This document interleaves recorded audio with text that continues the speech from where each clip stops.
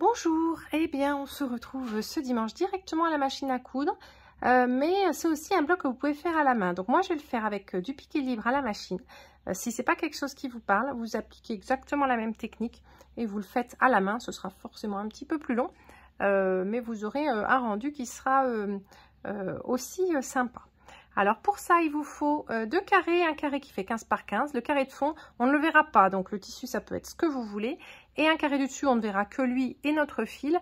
Et lui, il faudrait qu'il fasse à peu près 25 par 25. Choisissez un fil bien contrastant. Donc ici, moi, je choisis un vert pomme.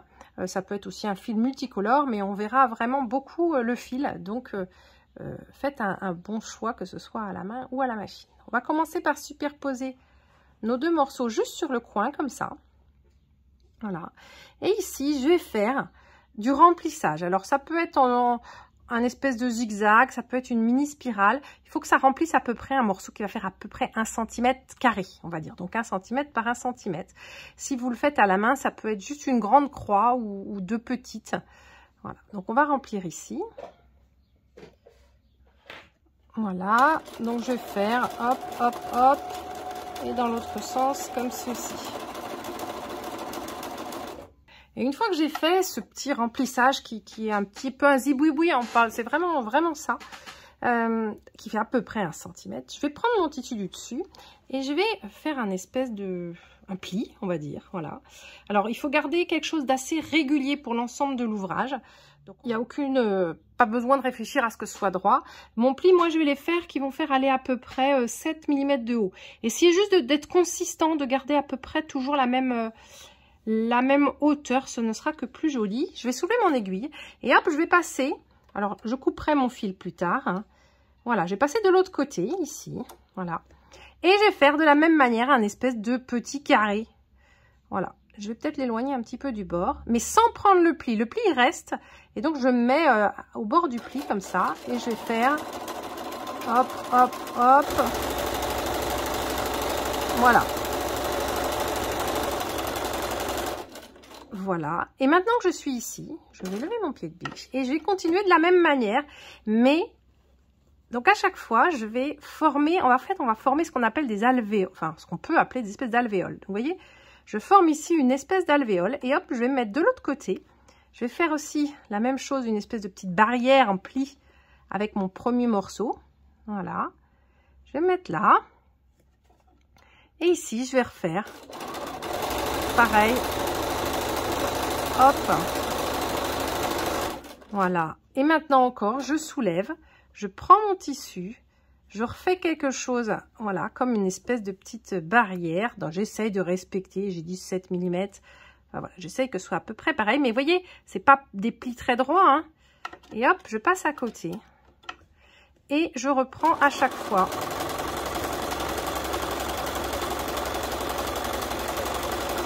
Voilà. Alors là, maintenant, il va falloir en fait que je ferme cette petite alvéole parce que vraiment, le but, c'est d'avoir des zones fermées. Donc ici, eh ben, je vais reprendre un petit peu ici. Voilà. Ça fait un pli un peu plus grand. Et je vais me mettre ici. Je vais faire ma petite... mon petit zibouiboui. Et là, maintenant, je vais repartir comme ceci. Hop.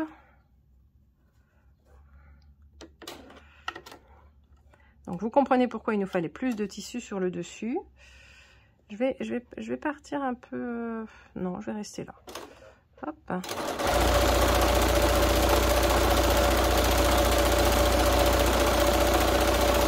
Voilà. Donc, maintenant, j'ai le choix. Soit je pars par là, soit je pars par là. Je vais partir ici et je vais fermer justement cette alvéole. Voilà, de manière un peu... je sais pas comment expliquer. Hein. Donc, je prends toujours mon tissu qui est ici, la grande partie, puis je vais le pousser vers là. Voilà, je vais fermer comme ça mon alvéole. Voilà. Je vais mettre ici dans le petit creux. Je vais faire mon petit zibouiboui. Je vais refaire pareil ici, je vais fermer. Hop.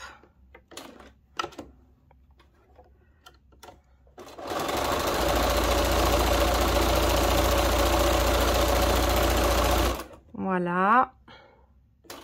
On essaye de les faire, enfin, en tout cas, moi, j'essaye de ne pas les faire trop grandes, mes alvéoles. Donc, à chaque fois, hop, je prends, je pousse un peu. Là, je dépasse, j'essaie juste de me rendre compte à peu près où est mon fond.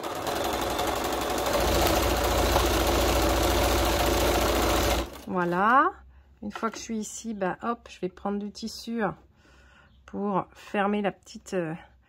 voilà, faire une petite barrière, refaire une nouvelle alvéole ici. Je soulève mon pied de biche.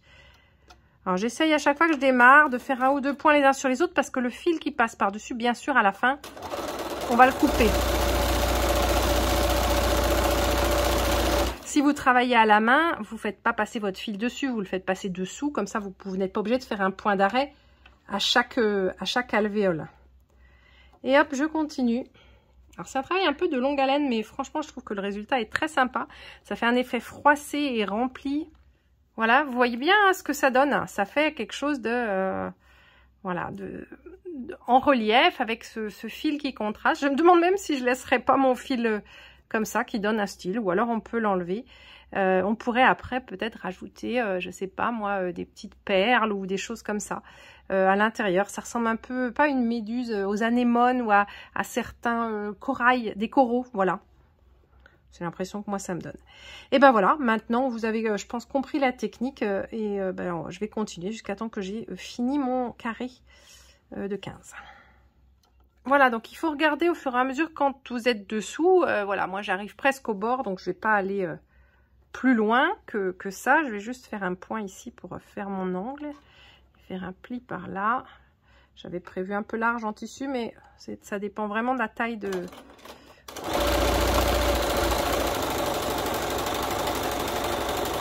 Ça dépend de la taille des petits plis qu'on fait. Donc, il vaut mieux prévoir un petit peu large. C'est vrai que de fait, j'ai mis 25. Peut-être qu'une vingtaine de centimètres aurait suffi avec mon...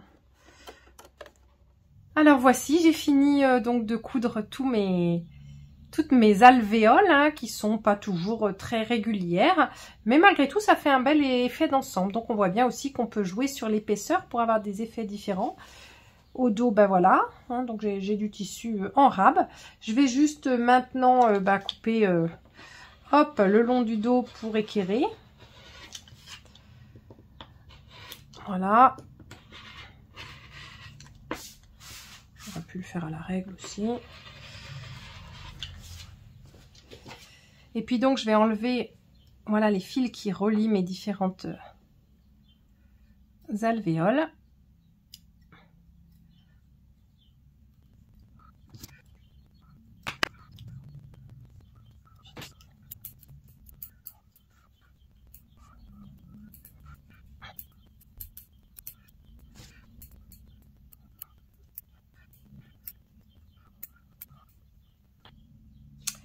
Et voilà, et voici donc notre bloc que je trouve très rigolo. Peut-être que pour quelque chose d'un peu plus grand, on pourrait faire des alvéoles un peu plus grandes par exemple, ou rajouter, je vous dis, des perles ou des choses, des petites boules, je sais pas, à l'intérieur des alvéoles.